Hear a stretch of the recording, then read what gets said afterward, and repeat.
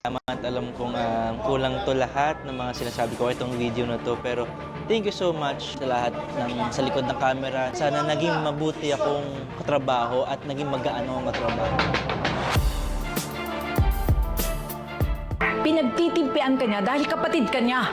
Bakit? Karespe-respeto ba siya? Nakatatanda mo pa rin siyang kapatid. Isipin niyo na kung ano gusto niyo isipin. Total ako ang masama dito eh. Kitanggol yung Anghel. Siya yung bida. Siya yung paborito mo. Paboritong karakter, siyempre si Tanggol. Siyempre siya talaga ang pinaka-center ng story. Dami kasi. Every timeline eh. Una si Rigor, si Kuya Jan. Siya talaga kasi naniwala sa akin since nung unang part ng Silencio part pa ako. Tapos nung doon sa mansion na ako si Tito Bo, na grabe nakaka-excite ako, si Christopher De Leon. Iba rin atake niya. Si Irma, iba din yung binigay niya sa akin na tandem namin. Si Spy, paano kami mag-ina, lola kami ni Ma'am Charo. Alos mabibigay ko lahat. Ang dami din tumatak sa akin eh. Kumbaga, hindi siya yung isang whole. Every time, meron akong parang grabe tong kaiksayan ako na to. Halos 3 taon akong karoon ng isang karakter sa buhay ko. Aminin ko, na-confuse ako minsan sa sarili ko kung ano ba yung pagkatao. Parang naging eskwelahan, tahanan ko na rin ng Batang Quiapo tuwing taping. Kaya hindi mo maiiwasan na yun yung magiging tatak mo kahit pag uwi mo, sa labas ka sa ibang lugar. Yun yung tatawag sa'yo. Mas marami pa yung tawag na David sa akin kaysa yung totoong pangalan.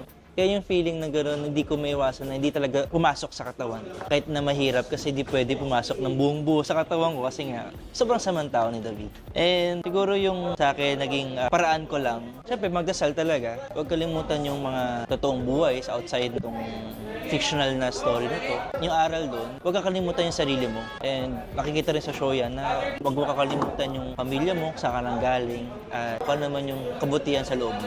Kay Direk, Kuya Coco, maraming salamat. Alam kong kulang to lahat ng mga sinasabi ko itong video na to, pero thank you so much. Simula day one, sinabi mo sa akin na gusto mo ng kamukha mo. Tapos hindi ko akalain na higit pa doon yung trabaho, yung role na aabutin ko ngayon dito. Kasi hanggang sa uli, binigyan mo ko ng magandang storya sa karakter ko bilang David. Actually, takot na ako na magkaroon ako ng ibang proyekto. Ito yung quality na hinahanap ko na. Pinagdadasal ko na makapag-explore ako ng ibang karakter. Naganto pa din yung may bibigay ng quality na kung ano naman yung magiging storya niya. Kuya, Coco, I love you so much. Sana lagi ka mag-ingat at marami ka pang matulungan. God bless sa inyo. Maraming salamat na nagkaroon ako ng opportunity na makasama lahat ng cast, production, sa lahat sa likod ng camera na napakabait sa akin.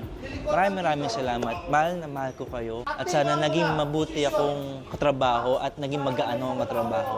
Nako, ito ang mga staff and crew. Ang masabi ko lang parang naging mga kapatid ko na, naging magulang ko na, parang mga tita, ganyan, lahat talaga. Ultimo sa magbibigay ng pagkain sa akin. Maraming salamat. Gumagawa ng tent, ilaw, sa sound, sa promo, sa inyo, sa mga staff na nagbubuhat ng mga kung ano man. And syempre po sa mga PA, EP, sa mga directors, sa tatlo na grabe na binigay sa akin na Direk MS, Direk Darnel, Direk RS. Maraming salamat sa inyo dahil nabatak niyo kung kumbaga iba't ibang flavor na binigay niyo yung pagdidirect sa akin. Sobrang dami kong natutunan at thank you kasi binigyan niyo ng luwag ako i-explore din yung character ko. Sa mga gustong pumasok sa Batang Quiapo, sa mga artista dyan. Ako, huwag kayong magdalawang isip, tanggapin nyo agad.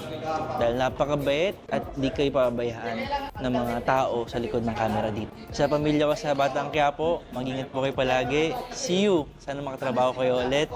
And I love you so much. Ingat po kayo palagi. Sa mga supporters ng mga Batang Quiapo, grabe kayo. Maraming salamat. Hindi nyo kami iniwan. Simula nung una hanggang ngayon, andyan pa din kayo. Kitang-kita, naramdam namin. Sa mga nandito, huwag po kayo mag-alala. Lahat binibigay po talaga para po mapasaya kayo.